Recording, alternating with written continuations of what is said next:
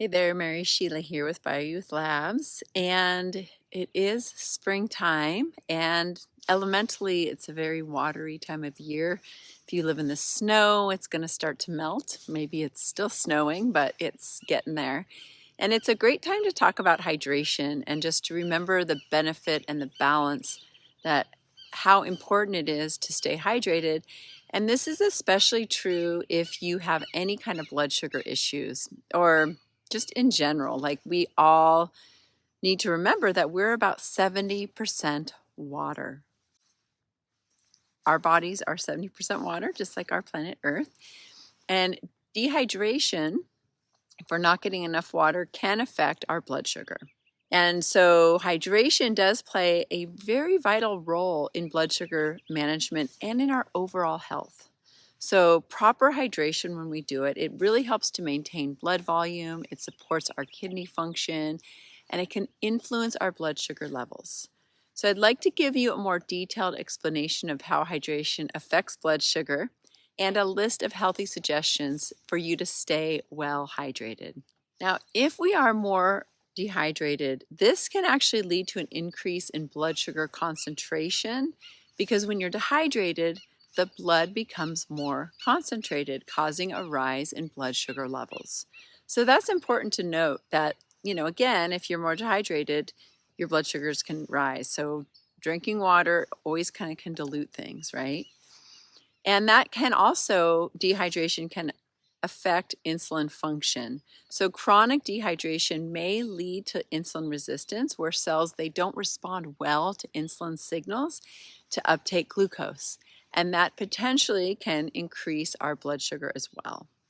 And then the question is, is it thirst or is it hunger, right? A lot of times we notice we need something, and often dehydration can sometimes be mistaken for hunger, leading to unnecessary snacking and potentially disrupting blood sugar control. So my recommendation is always in between meals to focus on hydration. So if you're feeling like you're hungry in between a meal, drink some water first and see how you feel. And if you legit are hungry after that, then have a snack. But it's going to be important to know that, because a lot of times we want to focus on drinking water away from meals anyways, right? So what are some of the benefits of staying hydrated, right? So proper hydration is going to help maintain, again, our blood sugar levels, and it reduces the risk of spikes and crashes. So you might not always think of hydration lending that hand to our blood sugar stability.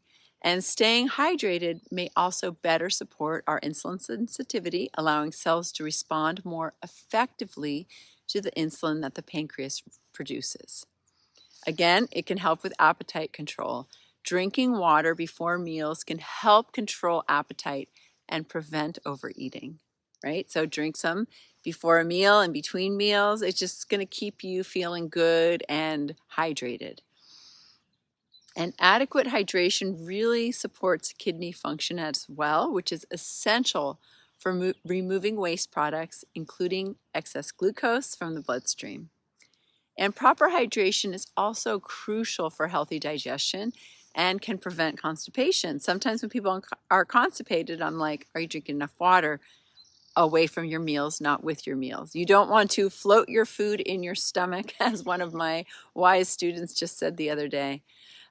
So let's talk about some healthy hydration suggestions. Drinking plain water is the best way to stay hydrated. So yeah, it's still somewhere around 8 glasses a day. You don't need to drink a gallon of water, so probably anywhere between 64 and 80 ounces of water daily. But, again, individual needs may vary. Unsweetened herbal teas can also be a really great way to get hydration in your body. So you're not putting milk or milk substitute, you're not putting honey or agave or whatever sugar, you're just drinking herbal teas. You can also infuse your water. So I love to do that. You can add slices of lemon, lime, cucumber, or berries to your water for a refreshing twist. I just finished a big amount of, not a big amount, but I just finished a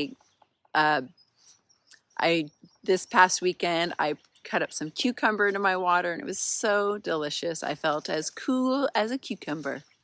Sometimes people like to add electrolytes to their water, especially if your water is filtered and we pull all the minerals out. So you can get electrolyte supplements. They're often kind of sweet, and even if they're not made with real sugar. So I like to just sometimes put a pinch of whole salt into my water.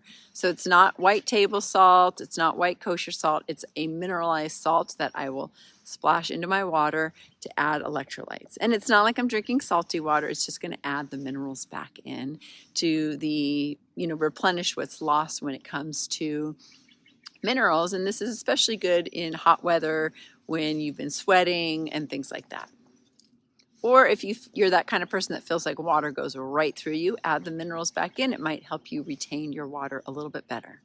The other thing to remember is that carbohydrates are usually very hydrating. So when you consume water-rich foods like watermelon, cucumbers, citrus, fruits and vegetables, that will actually also contribute to your daily hydration. Think about if you've ever juiced some vegetables. A lot of water comes out of there. So it's a great way to make sure you're still getting good, adequate hydration. And the thing, like proteins are usually a little more dehydrating. So when you pair them with, vegetables, then you're going to add that minerals and the hydration from those foods. So listen to your body, pay attention to your body's thirst signals, and drink water when you're thirsty. Spread out your water intake. Aim to drink water consistently throughout the day rather than consuming large amounts all at once. And you can monitor your urine color. Pale yellow urine is a good indicator of proper hydration. Dark yellow or amber urine may indicate dehydration.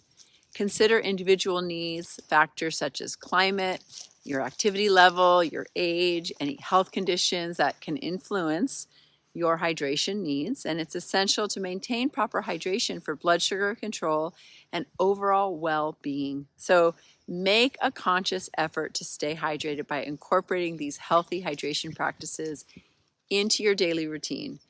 If you have specific health concerns or medical conditions that can affect your hydration, then definitely talk to your health provider about that. I have a funny hydration story I'm going to tell you.